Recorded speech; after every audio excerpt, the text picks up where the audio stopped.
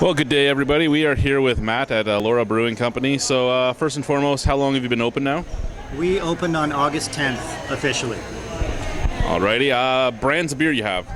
We have our Three Fields Triple Grain Lager, our Lady Friend IPA, our Straw Hat Matte, which is a wheat, it's more of a Weissen, and then we have our A la Mode Apple Pie Ale. The Three Fields and the Lady Friend we've been distributing around bars in KW, Fergus, Guelph, and Elora before we opened, so we're seeing a little bit of popularity and people wanting to come in for those beers as well.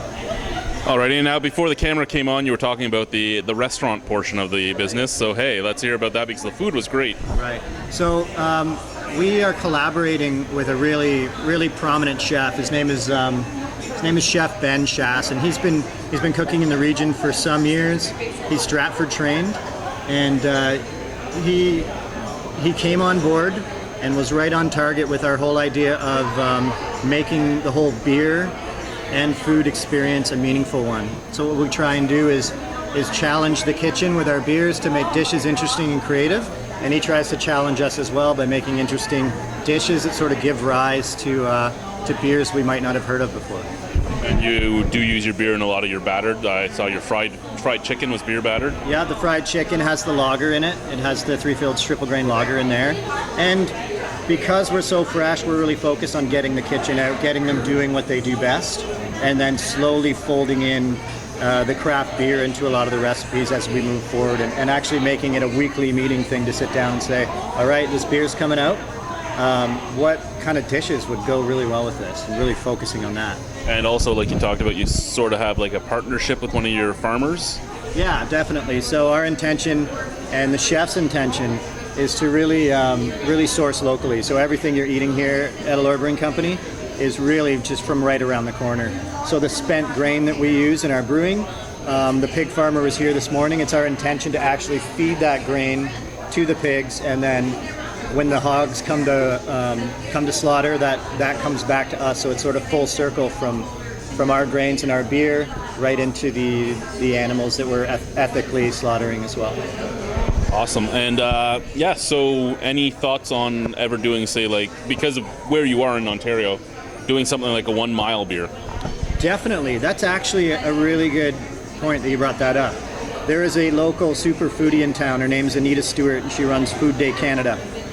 So that's where 250 restaurants all over the country are collaborating in different ways and sort of making a meaningful food experience. But she has told us of a grain, a strain of barley called OAC 21, and that's one of the original mother-father barley strands. It was cultivated at the University of Guelph that all the other barleys in Canada have sort of stemmed off of. So we would like to use that grain. We have 2 hop farmers right around the corner, and locally cultivated yeast. We could certainly get into very close to the 1 mile beer, which we might call the locavore lager if we go down that road. But that'll be till next year for sure.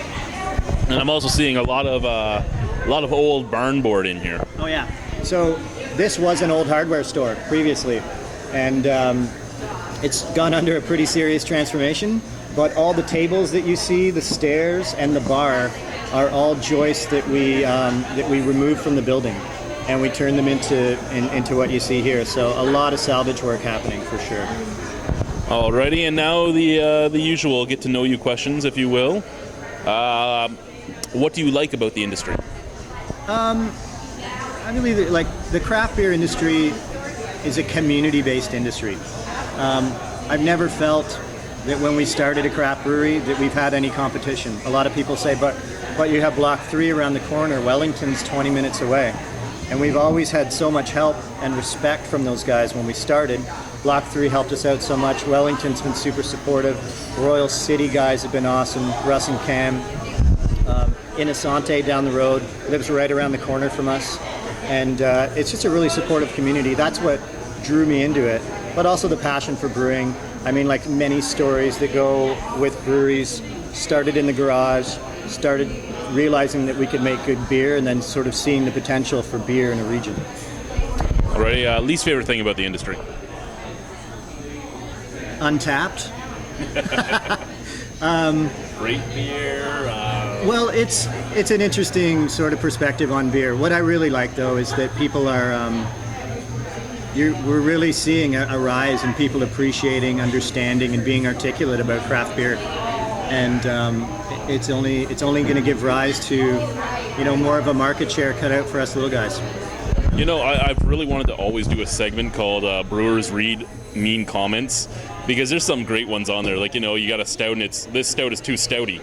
Well, what did you want? That's a great idea. I think that would be really good. I just read a comment this morning about a gentleman and his wife who came in and had a decent experience, but certainly had some things to say about it. And it was comical for a place that's been up and running for 3 weeks. But you have to treat it with the good and the bad, and take the suggestions and leave some at the door for sure. Alrighty, favorite beer style? I'm going to go right down the road with what's extremely popular and what most people are brewing, but it's just a really relaxed, flavorful American pale ale. A nice fruity hop to it with a lot of flavor that balances out. That's what I like to drink. Alrighty, least favorite? A least favorite would maybe be an English brown ale. Just not my thing. I'm just flavor-wise, it's not where my taste buds want to be. Hophead, yeast beast, or malt maniac? I'm a hophead. Everybody's a hophead. Everybody. If it's balanced. It's got to be balanced. Okay, you have 3 beers for the rest of your life. One from your brewery, which isn't all that fair because you only have 4 right now, but one from your brewery, one from another craft brewery, and then one from a macro guy. Who is it going to be? Okay, so for me, it's going to be the Three Fields Triple Grain Lager. I'm not a lager guy, and you mentioned that too, Chad, but it's an interesting lager with the 3 grains, and it's got something for everyone, I think, including myself. It's kind of what I go to. From a microbrewery, I really enjoy right now the Noon on a Weekday from Block 3. I think it's a really exceptional APA. They really got the flavors right, and it's really balanced. From a macro brewery, what are we talking? Are we talking big beer? Big beer macro? Like DMC, Sleeman, Diageo, those guys.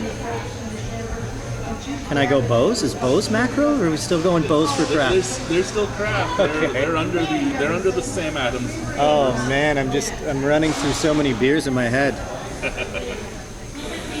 It's basically a question because there are some surprisingly okay ones in the lineup. It's just finding them. It really is just finding them. Like myself, when I first made up the question, I cheated and just said, Guinness, because Guinness was Guinness. And then I started thinking about it, and like Labatt Porter, if you get the one brewed in Quebec, it's actually a well-made porter. Right. Then I actually don't mind the Rickards Cardigan when it first came out. The second year they cheaped out even more. But maybe I'd go for, because I am a hophead, I'd like to see more hops in it, but maybe the Alexander Keith's Galaxy. Actually, I'm always pleasantly surprised with their one hop series. Yeah, I mean they're very mildly hopped, but I think that I love my craft beer. I love supporting craft breweries, but I think that their one hop beer is